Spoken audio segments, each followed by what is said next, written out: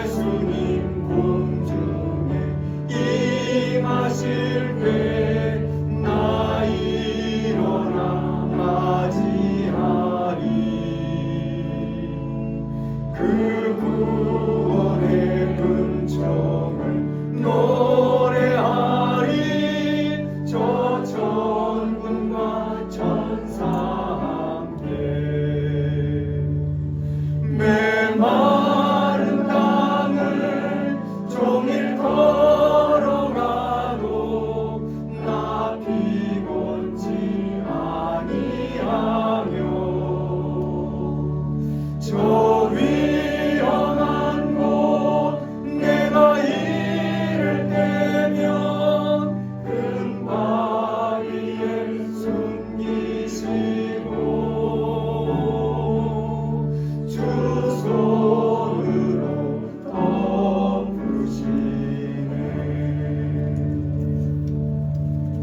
오늘 본문의 말씀을 보시면 사도 바울이 예루살렘의 그 공의회에서 자기 변명을 하고 있는 것을 볼 수 있습니다.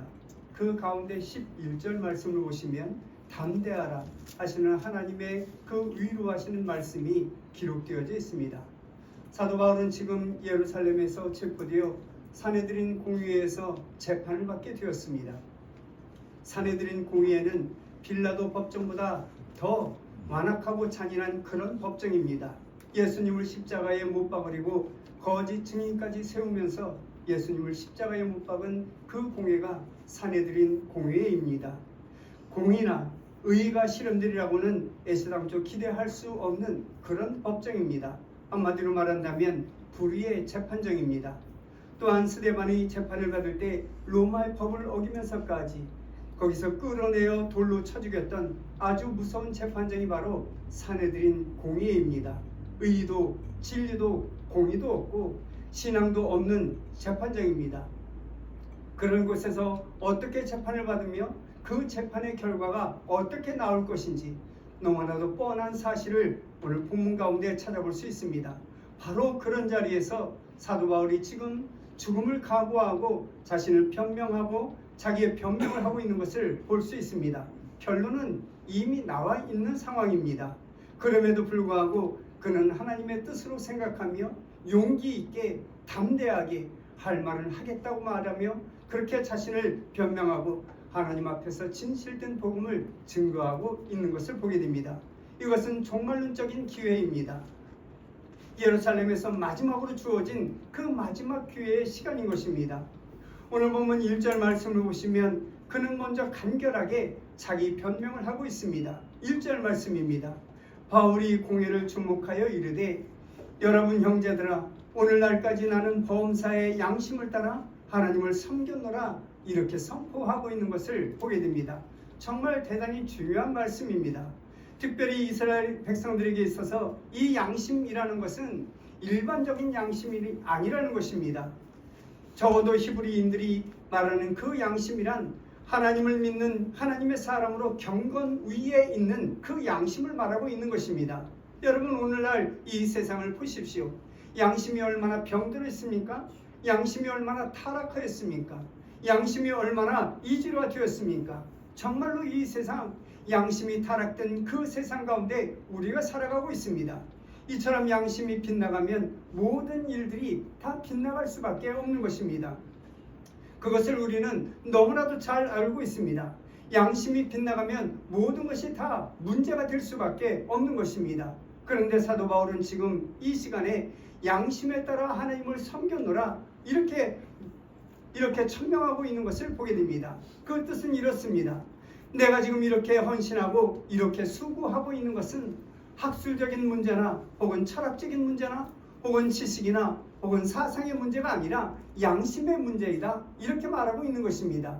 그것은 곧 신앙의 문제이고 하나님을 믿는 그 믿음의 문제인 것입니다.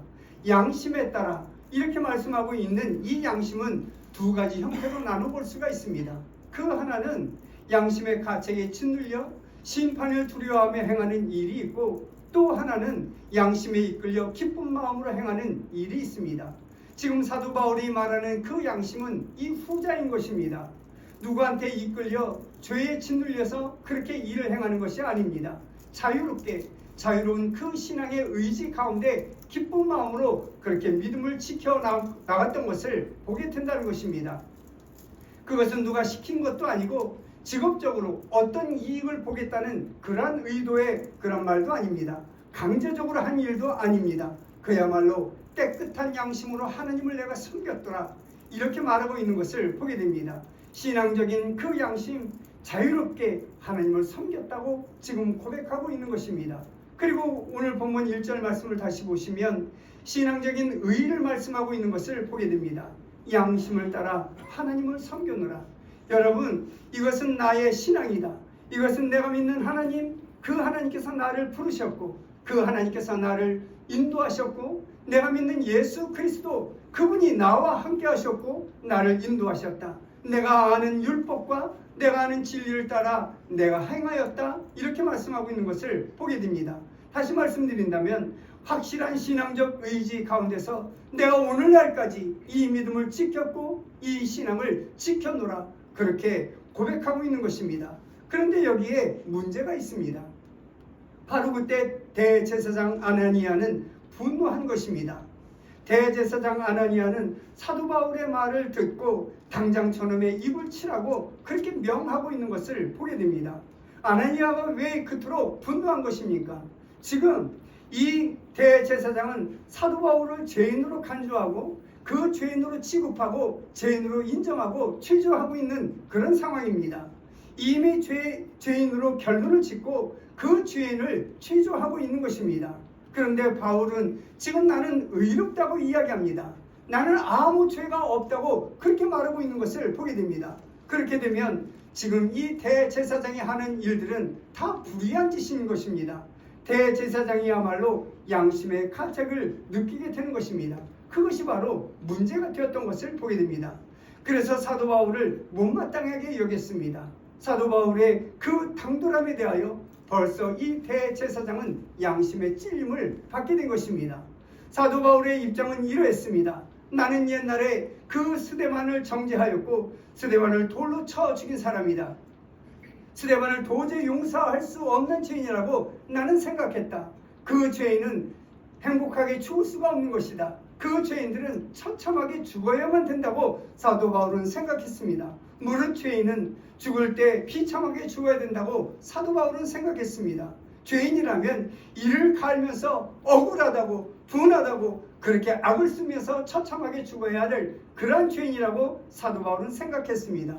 그런데 스데반은 오히려 그 사람들을 용서하고 천사의 얼굴을 하고 그 광채를 빛내고 있는 것을 보게 됩니다. 그렇게 죽어갔습니다. 이것이야말로 사도 바울은 견딜 수가 없는 일이었습니다. 어떻게 죄인이 저렇게 죽을 수 있단 말인가? 어떻게 그 죄인이 마땅히 천벌을 받아 죽을 죄인인데 그렇게 고통 없이 그렇게 천사의 얼굴을 하고 얼굴에 광채를 빛내며 그렇게 죽을 수 있단 말인가? 심리적으로 사도 바울이 그 마음에 크게 찔림을 받았다고 많은 사람들은 이야기하고 있습니다. 그렇기 때문에 그 양심의 가책으로 인하여 이 사도 바울의 마음이 더욱더 완악해졌습니다. 그러므로 말미암아 예수 믿는 모든 사람들을 다 말살해 버리겠다는 그러한 거친 행동을 하게 되었던 것입니다. 그런데 오늘 본문의 말씀을 보시면 제사장도 동일하게 그렇게 일을 행하고 있는 것을 보게 됩니다. 바울이 양심에 따라 하나님을 섬겼노라 그렇게 말할 때 당장 그 입을 치라고 명합니다. 그것은 율법을 어기는 일이죠. 죄인으로 붙잡았다 할지라도 그 죄목이 도대체 무엇인가 명명백백히 다 드러내놓고 그 죄목을 찾고 그리고 매질을 해야 되는 것입니다. 그런데 죄도 정해지지 않고 말도 들어보지 않고 먼저 입부터 치라고 그렇게 명합니다. 이것은 율법에 어긋나는 일이었습니다.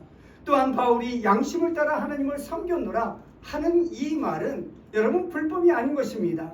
그런데 대제사장의 입장에서 볼 때 바울이 벌벌 떨면서 좀 용서해달라고 싹싹 빌거나 아니면 지난날 내가 잘못했다고 하든지 아니면 어쨌든 내가 죄인이라는 사실을 고백하며 그 앞에 무릎을 꿇어야 될 터인데 사도 바울은 너무나도 당당했다는 것입니다. 그것이 제사장의 입장에서는 너무나도 못마땅했습니다.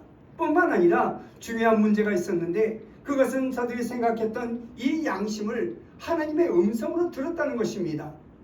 그래서 양심에 따라 하나님을 섬겼다 하는 이 고백은 하나님을 조롱하는 것이고 하나님을 모독하는 죄로 들렸다는 것입니다. 저는 천하에 용서할 수 없는 죄인이 하나님의 이름을 들먹이고 있다. 그래서 그 대제사장은 마음이 더욱더 완악하게 되어진 것입니다. 바울은 지금 사실을 말하고 있습니다. 그러나 듣는 사람은 그렇게 듣지를 않았습니다.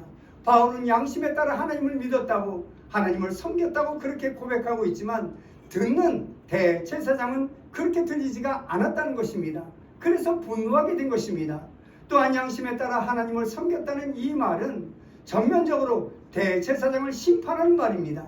정면적으로 대제사장을 비판하는 말입니다. 비양심적인 대제사장을 심판하는 선언이 바로 이 말이라는 것입니다. 그렇기 때문에 대제사장이 분노하게 됩니다. 분노한 나머지 그 입을 치라고 명령하고 있는 것을 보게 됩니다. 바울은 여기에 대하여 항변을 합니다. 3절 말씀을 보시면 바울이 이르되 회칠한다며 하나님이 너를 치시리로다 이렇게 말씀하고 있는 것을 보게 됩니다. 너는 회칠한 무덤과 같다. 겉으로 보기에는 멀쩡한 대제사장 같으나 그 심령 안을 들여다보면 죄악으로 가득 찬 그 심령이 아니겠느냐. 하나님 앞에서 공의로 재판하는 내가 이렇게 어리석은 짓을 하고 있으니 하나님께서 반드시 너를 치실 것이다. 이렇게 말씀하고 있는 것입니다. 특별히 오늘 본문 3절 말씀을 좀 더 자세히 살펴보면 바울은 엄청난 말씀을 하고 있는 것을 보게 됩니다. 내가 나를 율법대로 심판한다고 앉아서 율법을 어기고 나를 치라 하느냐 이렇게 용기 있게 선포하고 있는 것을 보게 됩니다. 그런 상황에서 누군가가 이렇게 이야기합니다. 4절 말씀입니다. 하나님의 대제사장을 내가 욕하느냐? 그때 사도 바울이 이렇게 대답하죠. 나는 그가 대제사장인 줄 알지 못하였노라. 그러나 종교개혁자 칼뱅인 이렇게 이야기합니다. 사도 바울은 알고 있었을 것이다. 알고 있었음에도 불구하고 그 대제사장을 빈정거리는 말로 그렇게 해석하고 있는 것을 보게 됩니다. 그리고 출애굽기 22장 28절 말씀을 인용하여 그 말을 돌려버립니다. 5절 말씀을 보시면 바울이 이르되 형제들아 나는 그가 대제사장인 줄 알지 못하였노라. 기록하였으되 너의 백성의 관리를 비방하지 말라 하였느니라. 이렇게 말씀하고 있는 것을 보게 됩니다. 다시 말씀드린다면 재판정에 있는 사람, 특별히 대제사장을 함부로 비방하지 말라고 성경에 기록하고 있다. 내가 대제사장인 줄 알았다라면 내가 이런 말을 하지 않았을 것이다. 이렇게 말하고 있는 것입니다. 우리는 여기서 한번 생각해 보아야 됩니다. 예수님께서는 확실히 대제사장에게 팔리셨습니다. 대제사장이 이 예수님을 못 박은 원흉이고 원고가 됩니다. 그럼에도 불구하고 예수님께서는 단 한 번도 화 있을진저 제사장들이여 이렇게 말씀하신 적이 없다는 것입니다. 사실 바리새인들보다 이 대제사장이 너무나 더 사악합니다. 훨씬 더 잘못되었습니다. 악의 근본이 바로 이 대제사장인 것입니다. 그러나 예수님께서는 화 있을진저 서기관들이여 화 있을지언저 바리새인들이여 이렇게 말씀하셨지만 화 있을진저 제사장들이여 이렇게 말씀하신 적이 없다는 것입니다. 왜냐하면 대제사장은 기름 부은 하나님의 사람이기 때문에 그렇습니다. 하나님의 이름이 거기 있기 때문에 그런 것입니다. 바리새인들은 사사로운 단체입니다. 서기관도 그렇습니다. 종교 단체이기는 하지만 사적인 단체인 것입니다. 하나님의 교회에서 하나님의 성전을 섬기는 일로 기름 부어 세워진 사람은 대제사장밖에 없는 것입니다. 그러므로 예수님께서는 대제사장에게 체포되셔서 대제사장에게 고소를 당하시고 그로 인하여 십자가에 못 박혀 죽었다 할지라도 대제사장을 향하여 화 있을진저 제사장들이여 이렇게 말씀하신 적이 없다는 것입니다. 끝까지 그 이름을 소중히 여긴 것입니다. 그 다음에 오늘 본문에 보시면 사도 바울이 나름대로 하나의 작전 계획을 세우고 있는 것을 보게 됩니다. 어떻게 하든지 이 위기에서 빠져나가고 싶었던 것입니다. 그래서 하나의 계획을 세웠습니다. 그 계획은 지극히 인간적인 계획인 것을 보게 됩니다. 사도 바울이 자세히 보니 거기에 모인 사람들 가운데 한편에 앉아있는 사람은 사두개인들이고 한편에 앉아있는 사람들은 바리새인들입니다. 그래서 이 두 사이에 분쟁을 갈라놓고 분쟁으로 인하여 갈라놓고 있는 것을 보게 됩니다. 그들은 서로 원수지간입니다. 어떤 종교적인 사상이나 정치적인 면에서 본다 해도 모두 다 대립적인 그러한 관계에 있는 것을 보게 됩니다. 그러나 예수님을 십자가에 못 박는 이 일은 모두가 한 마음이 되었고 한 뜻이 되어서 예수님을 십자가에 못 박은 것을 볼 수 있습니다. 심지어는 헤롯 땅까지 하나가 된 것을 보게 됩니다. 헤롯 땅과 바리새인들과 제사장들 그리고 사두개인들 모두가 하나가 되어서 예수님을 십자가에 못 박은 것입니다. 그 일에 일치 단결해서 결국은 예수님을 십자가에 못 박아 죽게 만들었던 것을 보게 됩니다. 그랬던 사람이 지금 사도 바울을 죽이려고 이 자리에 이렇게 모여 있는 것입니다. 여기서 사도 바울이 지혜를 냅니다. 좋은 지혜는 아닙니다. 지극히 인간적인 지혜입니다. 6절 말씀을 보시면 죽은 자의 소망 곧 부활로 말미암아 내가 신문을 받노라 이렇게 말하고 있는 것을 보게 됩니다. 지금 내가 신문을 당하고 지금 내가 고난을 당하고 있는 것은 그것은 부활을 증거하고 예수 그리스도의 부활을 인정하기 때문이라고 그렇게 말하고 있는 것입니다. 역사적으로 볼 때 사두개인들은 인간의 그 의지를 소중하게 여겼습니다. 그러나 바리새인들은 하나님의 예정과 하나님의 뜻과 그 섭리를 너무나도 소중히 여겼던 것을 보게 됩니다. 종말론적으로 사두개인들은 부활을 믿지 않았습니다. 그러나 바리새인들은 영혼 불멸과 육체의 부활을 믿었던 것을 보게 됩니다. 또한 영적인 존재를 볼 때 대제사장들과 사두개인들은 천사나 악마를 믿지 않았습니다. 그러나 바리새인들은 천사와 그리고 그 영을 다 믿었던 것을 보게 됩니다. 종교적인 권위를 본다면 사두개인들은 구약 성경만 믿게 되었습니다. 그러나 바리새인들은 이 구약 성경과 구전으로 내려오는 하나님의 말씀과 그리고 하나님의 그 율법을 그대로 믿고 있었습니다. 그런데 그 시간에 바울은 바리새인 편을 들고 있는 것을 보게 됩니다. 사도 바울은 원래 바리새인이었습니다. 그리고 그 사도 바울은 이렇게 이야기합니다. 나는 지금 부활이 있다고 믿고 부활이 있다고 주장해서 그 때문에 내가 핍박을 당하고 그 때문에 내가 지금 위협을 당하고 있다고 그렇게 말하고 있는 것을 보게 됩니다. 그랬더니 9절 말씀을 보시면 바리새인 편에서 몇 서기관이 일어나 다투어 이르되 이렇게 말씀하고 있는 것을 보게 됩니다. 지금 바리새인들과 서기관들 그리고 그 사두개인들이 지금 분쟁이 일어나고 있는 것을 보게 됩니다. 나는 지금 부활이 있다고 믿고 부활이 있다고 주장해서 이런 핍박을 당하고 있다. 그렇게 말했을 때 정말로 사두개인들은 없다고 이야기하고 바리새인들은 부활이 있다고 그렇게 외치고 있는 것을 보게 됩니다. 정말 왈가왈부하며 싸움의 자리가 된 것을 보게 됩니다. 바울의 말을 들은 이 바리새인들 바울 편을 들고 있는 것을 보게 됩니다. 바울의 말을 믿어주고 바울을 옹호하려고 하는 것을 보게 됩니다. 그런데 그때 이 대제사장들과 사두개인들은 더욱더 악해지게 된 것을 보게 된다는 것입니다. 그렇게 그들은 바울을 찢어 죽이려 했습니다. 그것을 안 천부장은 그 부활을 시킴으로 인하여 바울을 뒤로 빼돌려 사도 바울을 영문으로 데려갔던 것을 보게 됩니다. 그래서 그 사도 바울이 죽음을 면했다. 그것이 오늘 본문의 내용입니다. 사도 바울은 이 자리를 모면해 보려고 인간적인 방법, 인간적인 수단을 이용했으나 그것이 모두가 무용지물이 되었던 것을 보게 됩니다. 그러나 중요한 것이 하나 있습니다. 그날 밤 예수님께서 바울에게 위로의 말씀을 해 주신 것입니다. 위로의 말씀을 해 주실 때 너는 왜 쓸데없는 짓을 했느냐 그렇게 책망하지 않으신 것을 보게 됩니다. 가만히 보면 바울이 머리를 깎은 것도 그렇고 여러 가지로 이 방법을 써보고 저 방법을 다 써보았지만 그 일은 다 없어졌던 것으로 보게 됩니다. 엄격히 말한다면 신앙적인 행동이 아니었다는 것입니다. 바울에게 그런 인간적인 면이 있습니다. 그러나 주님께서는 그것을 크게 책망하지 아니하셨습니다. 어쨌든 그렇게 해서 사두개인들은 더욱더 악해졌습니다. 이제는 정말로 이 예루살렘에서 사도 바울이 머물 수 없는 상황이 되었습니다. 만약 이 사도 바울이 이곳에서 석방된다 할지라도 사도 바울을 죽이겠다고 맹세한 사람들이 그 밖에서 기다리고 있는 것을 보게 됩니다. 그래서 결국 로마로 가기로 결정을 합니다. 만일 바리새인들이 옹호하고 사두개인들이 이해했더라면 이 사도 바울은 예루살렘을 떠나지 않았을 것입니다. 그러나 상황이 그렇지 못했습니다. 그는 예루살렘과 유대에 더 이상 머무를 수가 없게 된 것입니다. 사두개인들이 너무나 악하게 되어서 이 바울을 죽이겠다고 맹세까지 한 그런 상황이기 때문에 그렇습니다.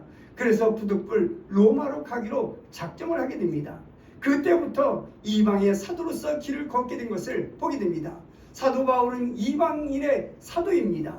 이방에 가서 하나님의 말씀을 증거한 사도이기도 합니다. 그때부터 이제는 이방의 사도로 활약하게 된 것입니다. 11절 말씀을 보시면 그날 밤에 주께서 바울 곁에 서서 이르시되 이렇게 말씀하고 있는 것을 보게 됩니다. 상황이 점점 어려워졌을 때 주님께서 그의 곁에 서셨다고 말씀하고 있습니다. 이것이 바로 하나님의 계시입니다. 많은 하나님의 사람들 가운데 어떤 분들은 환상을 보기를 원합니다. 내가 꿈에라도 예수님을 보았으면 좋겠다. 그런 마음이 있다는 것입니다. 그런데 여러분, 그런 꿈은 참으로 힘들고 어려울 때 꿈을 꾸게 되는 것입니다. 예수의 이름으로 매를 맞고 예수님 때문에 핍박을 당하고 예수님 때문에 환난을 당할 때, 그래서 정말로 힘들고 어려울 때, 생명의 경각이 이르렀을 때, 그때 주님께서 우리를 만나 주신다는 것입니다. 우리를 위로해 주시는 것입니다. 혹이라도 여러분 어려운 시련에 빠지게 될 때 주님께서 이런 분들을 만나 주신다는 사실을 우리는 기억해야 합니다. 주님께서 우리를 만나 주셔서 위로해 주시는 것입니다. 시험에 빠지지 않도록 만나 주시는 것입니다. 그리고 주께서 바울의 곁에 서서 말씀하십니다. 11절 말씀을 보시면 담대하라. 내가 예루살렘에서 나의 일을 증언한 것 같이 로마에서도 증언하여야 하리라. 이렇게 말씀하십니다. 먼저 주님께서 바울 곁에 서서 라고 말씀하고 있습니다. 내가 너와 함께 있다. 내가 재판대에 서 있을 때 나는 너와 함께 있었다 라고 말씀하고 있는 것입니다. 지금 주님께서 바울에게 외로워하지 말라고 말씀하고 있습니다. 내가 내 곁에 있다. 내 눈에 보이지는 않지만 나는 항상 내 곁에 있다고 말씀하고 있는 것입니다. 여러분, 이보다 더 큰 위로가 어디 있겠습니까? 참으로 우리가 힘겨운 이 세상에 살아갈 때 주님께서 우리에게 그렇게 말씀해 주고 있는 것입니다. 힘들고 어려운 상황에서 언제나 나는 너와 함께 있었다. 내가 고난의 길을 걸어갈 때도 주님께서는 함께 있었다고 말씀하고 있는 것입니다. 그런 위로를 받는 하나님의 사람들이 되시기를 주님의 이름으로 간절히 축원합니다. 그리고 11절 말씀을 다시 보시면 주님께서 이렇게 말씀하고 있습니다. 담대하라. 용기를 내라는 것입니다. 두려워하지 말라는 것입니다. 담대하라고 그렇게 말씀하고 있습니다. 이처럼 이 담대하라, 용기를 내라, 두려워하지 말라는 이 말씀은 성경에 365회나 기록되어져 있습니다. 그래서 어떤 학자들은 365일 동안 우리가 이 세상에 살아가는 동안 담대하고 두려워하지 않는 삶을 살아가라고 그렇게 말하고 있는 것을 볼 수 있습니다. 어쨌든 주님께서는 두려워하지 말라고 담대하라고 그렇게 말씀하시며 용기를 뚝 뜯어 주십니다. 이제는 용기의 문제입니다. 그 다음에 주님께서 용기의 근거에 대하여 말씀하고 있습니다. 로마에서도 증언하여야 하리라. 이렇게 말씀하고 있습니다. 로마에 내가 가게 되리라.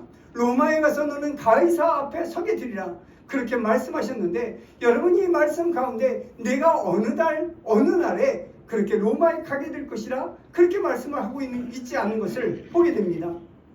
분명 그 끝이 분명한데 어느 길로 그리고 어느 때 가야 할는지 그것은 하나님께서 말씀하지 않으셨다는 것입니다.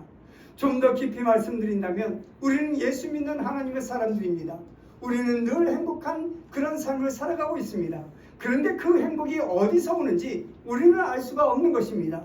주님께서 사도 바울에게 분명히 로마에 갈 것이라고 말씀하고 있지만 어느 달 어느 시간에 갈 것인지 그것을 말씀하지 않으신 것을 보게 됩니다. 그리고 그 말씀이 있은 지 2년 후에 사도 바울이 로마에 가고 있는 것을 볼 수 있습니다. 로마에 갈 때 그 배가 풍랑을 만나 파산되고 많은 어려움과 많은 고통이 있었지만 끝내 로마에 도착했던 것을 보게 됩니다. 또한 그것은 약속적인 신앙을 말씀해 주고 있는 것입니다. 하나님께서 이스라엘 백성들을 애굽에서 인도하실 때 너희를 이 가나안으로 인도해 주시겠다. 그렇게 말씀하십니다. 젖과 꿀이 흐르는 그 땅으로 내가 인도해 주겠다고 말씀하고 있습니다. 그러면 주시는 줄 알아야 되는 것입니다. 그것을 그대로 믿기를 하나님께서는 원하신다는 것입니다. 주님께서는 오늘도 사도 바울의 그 신앙을 확증해 주셨습니다. 내가 약속한다. 너는 로마에 가서 복음을 증언해야 하리라. 너는 살아남을 것이다. 누가 죽인다 할지라도, 누가 너를 죽인다 맹세한다 할지라도 너는 죽지 않을 것이다. 그렇게 말씀하고 있는 것을 보게 됩니다. 그러면서 말씀하십니다. 너는 담대하라. 이렇게 말씀하고 있는 것을 보게 됩니다. 여러분, 우리는 하나님을 믿는 하나님의 사람으로 담대함을 가지고 있는 하나님의 권속들이 되어야 되겠습니다. 언제나 담대함으로 이 세상을 살아가는 예인의 모든 성도들이 되시기를 주님의 이름으로 간절히 축원합니다. 내가 아무것도 아닌 것 같지만 하나님께서는 나를 통하여 하나님의 역사를 이루시게 될 것입니다. 나는 참으로 초라하고 늙어서 병든 육신을 가지고 있지만 내가 하나님을 지극히 사랑함으로 분명 하나님께서는 나를 통하여 하나님의 위대한 역사를 이루어 나가시게 될 것입니다. 내 신앙이 연약하고 내 믿음이 흔들리기는 하지만 내가 하나님을 지극히 사랑하는 그 마음 하나 때문에 하나님께서는 나를 일꾼으로 삼으시고 하나님의 위대한 역사를 이루어 나가시게 될 것입니다. 반드시 나를 통하여 하나님의 역사에 동참하여 하나님의 역사를 이루어 나가실 것입니다. 그러므로 여러분, 세상을 두려워하지 말고 세상과 타협하지도 말고 이 세상에 살면서 불평하거나 이 세상에 살면서 원망도 하지 말아야 되겠습니다. 오직 하나님의 그 약속을 바라보며 담대하게 이 세상을 살아가는 주의 백성들 되시어서 이 세상에 두려워할 만한 그런 믿음의 사람, 이 세상을 이끌어갈 만한 그런 위대한 하나님의 역사를 이루어 나가는 예인의 모든 성도들이 되시기를 주님의 이름으로 간절히 축원합니다. 기도하십니다. 사랑이 많으신 아버지 하나님, 진실로 주님의 은혜를